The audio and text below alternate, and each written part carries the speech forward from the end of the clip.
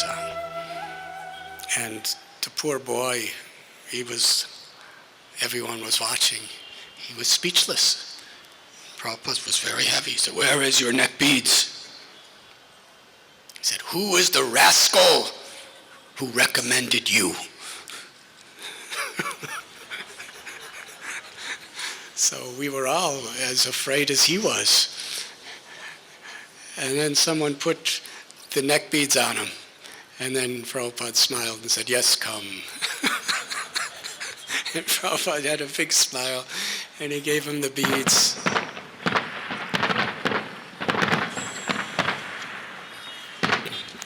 Krishna likes this story. So Srila Prabhupada smiled and handed him the beads and said, "Your name will be Pavitra Das." So Prabhupada said, this is a name of Krishna, which means he's all pure. And when we associate with Krishna, we become purified. Nama Chintamani Krishnas Chaitanya Rasa Vigraha. And Krishna has descended in this age of Kali in his holy name. Golokera Premadana Harinam Sankirtan. The holy name has descended from Goloka. Krishna has descended in his name just to purify us.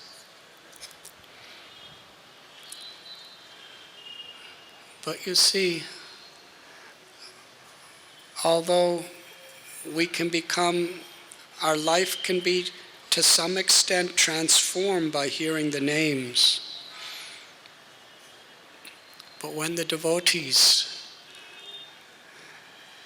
when attracted by Srila Prabhupada's compassion, when they served him either personally,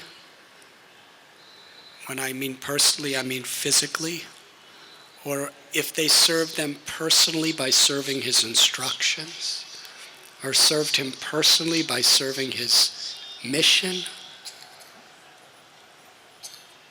through that spirit of service, or being the servant of the servant of the servant with a sincere heart,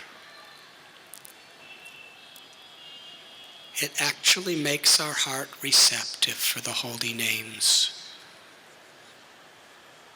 to take the most powerful effect. Sri Chaitanya Mahaprabhu explained that Bhakti Lata, the Guru, awakens this seed of devotion in our heart. And we water that seed through hearing and chanting.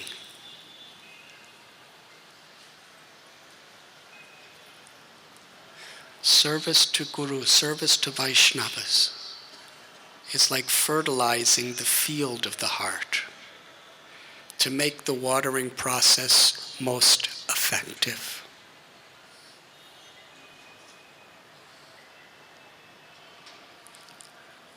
So when the wind blows,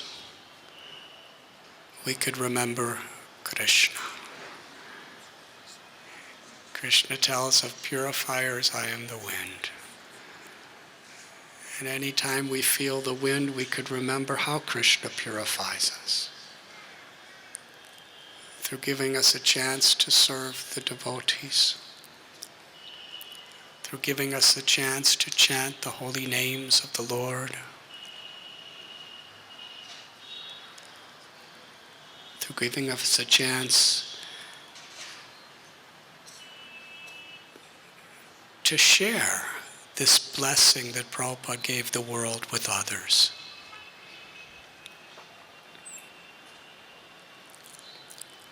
Just last month we had our book distribution marathon. And Radha-Ras-Bihari Temple is always one of the most enthusiastic temples and congregations in the whole world for sharing this gift. Because what is the distribution of Srila Prabhupada's books. It's personally giving Srila Prabhupada to these people. Srila Prabhupada told us that he will live forever in his books. Srila Prabhupada said that his purports were his devotional ecstasies. How they transformed our lives. We want to give that association, that most sweet, purifying association of Srila Prabhupada's Vani.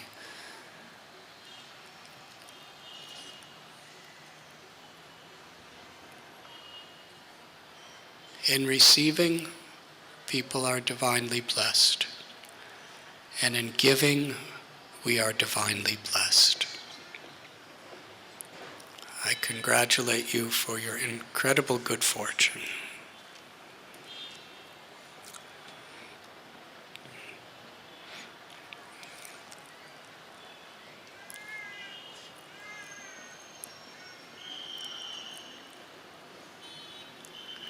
In whatever situation may come,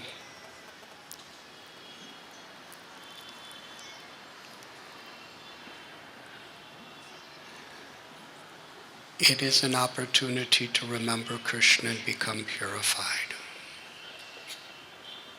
Happiness, distress, success, failure, honor, dishonor, pleasure, pain, health, disease.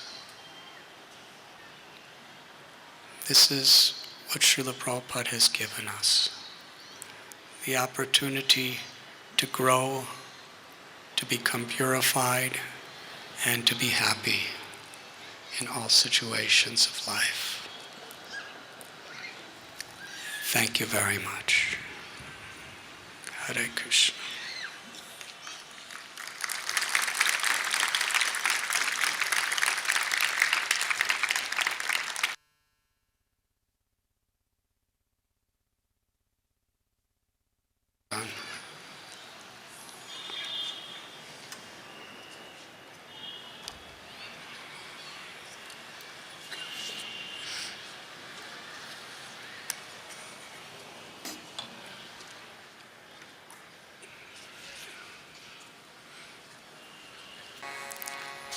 It's a story of hope.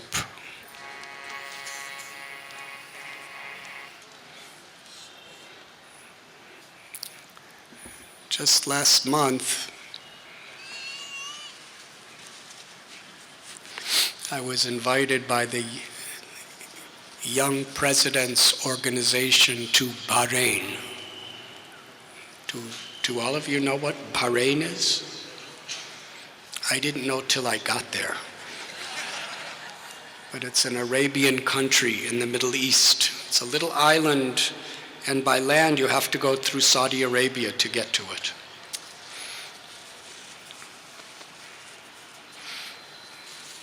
And by Krishna's grace, I was sitting there giving a lecture to 30 Arabian Muslims. And they were extremely receptive and nice. And to reciprocate, the next day one of the people wanted to take me to see the country. So they said, would you like to come? I said, yeah, I will come. So this man and his wife, they took me in their car. And I asked, where do you want to take me? They said, where do you want to go? And I said, well, I don't know. What is here? They said, we have desert. Would you like to see the desert? He gave me a few choices: to see a shopping mall,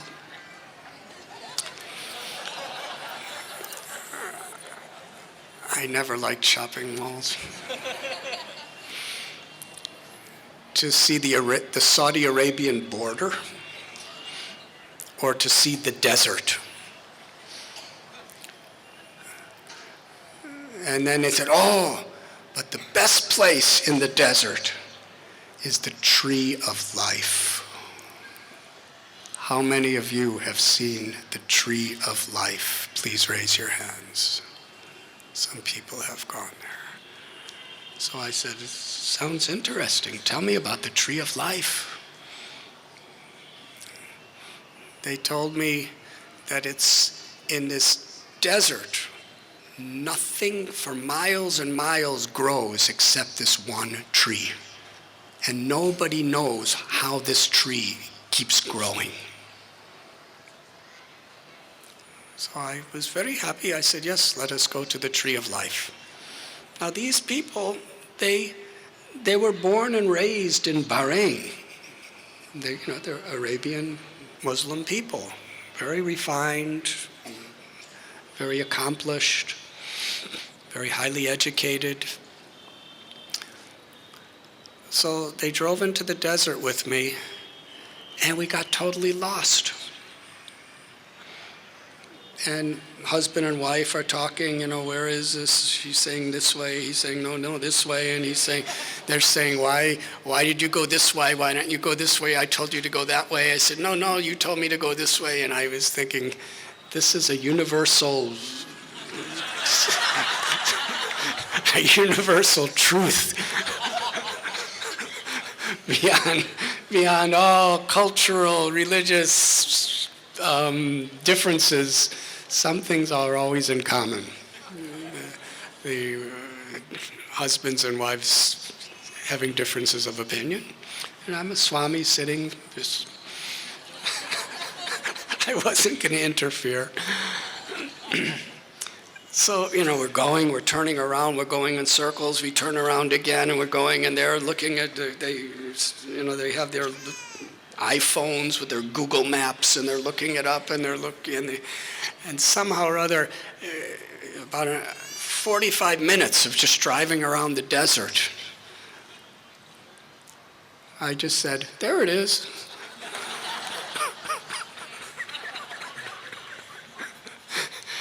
And they looked, and there it was. They said, we were born and raised here.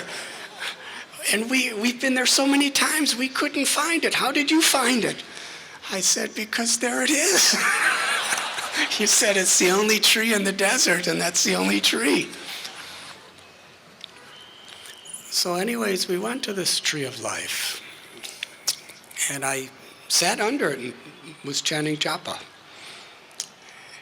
And looking around, it's quite incredible. There is not another tree as far as the eyes could see. Just hot, dry sand. It's really desert. And they were telling me that in that place, 6 months a year, the average temperature is between 110 and 120 degrees Fahrenheit. And the other 6 months, it's almost that hot. And there are so many times a year massive, burning hot sandstorms. That's where the wind is really purifying.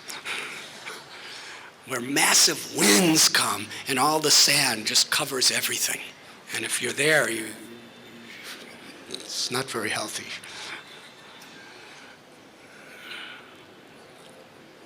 And there's no water. They gave me different interpretations. Some scientists said that the closest water is an underground stream that's over 2 kilometers away. So that means it has to have roots that go 2 kilometers away and then suck that water and bring it back to the tree. That's a speculation, because they don't know if that's true. Other scientists say that the tree has a mystic power, because this Persian Gulf is close by. And the winds come from the Persian Gulf, and they say that this tree has, just for survival's sake, has learned how to extract the moisture from the breeze and keep it alive. And others say that the tree has actually learned the art for survival of putting pressure on sand and extracting moisture from that. Hare Krishna. And other people believe that according to the Genesis section of the Bible, it begins with the Garden of Eden where Adam and Eve lived. They claim that the spot that tree is the Garden of Eden that's spoken about in the Bible, and because it's that spot, it has a special blessing to live. So these are all speculations. But whatever the reason is, the amazing thing, dry desert, nothing lives for miles and miles around. The tree is, in fact, over 400 years old. It's a very, very large tree, and it's totally covered with green leaves. Tens and thousands of green leaves on it. How is it living?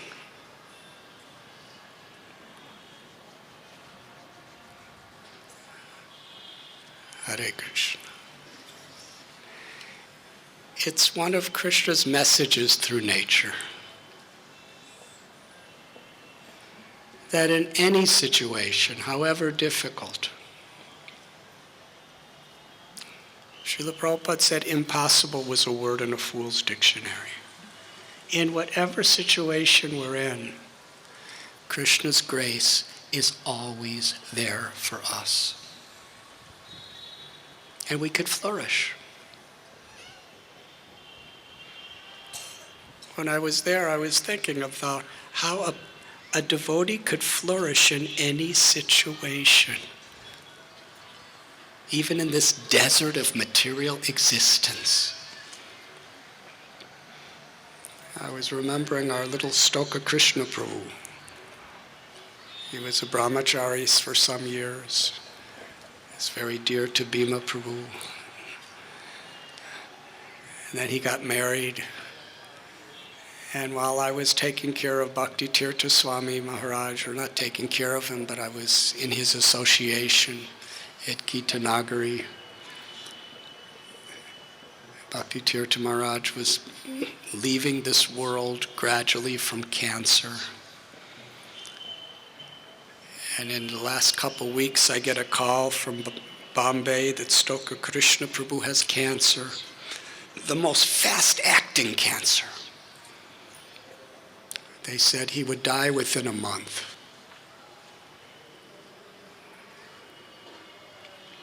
I spoke to him on the phone. Then I went to Bombay after Bhakti Tirtha Maharaj passed from the world. Stoka Krishna Prabhu was still alive.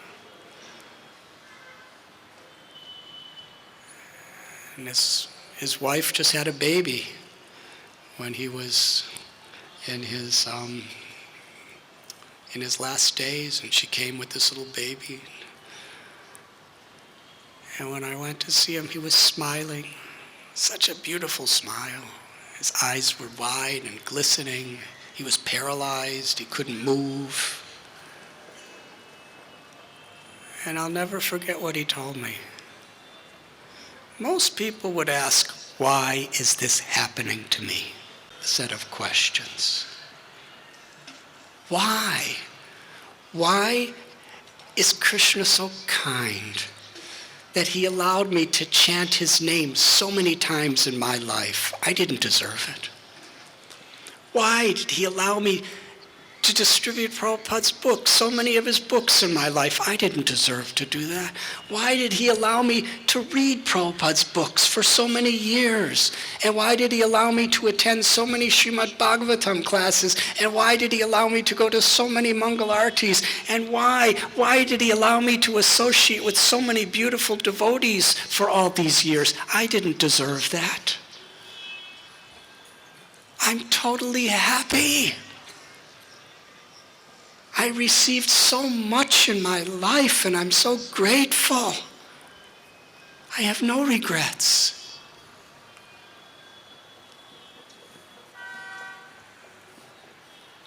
I was remembering him when I was sitting under the tree of life. Yes, this world, for all of us, there are so many reasons we could complain, we could find faults, we can find excuses.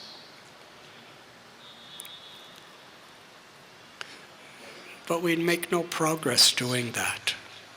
And human life is meant to make progress. It's not meant to just complain and die.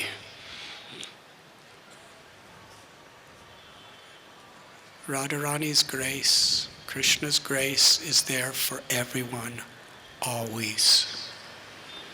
And Srila Prabhupada taught us the art of connecting to that grace in every situation. With a humble heart, crying out the holy names.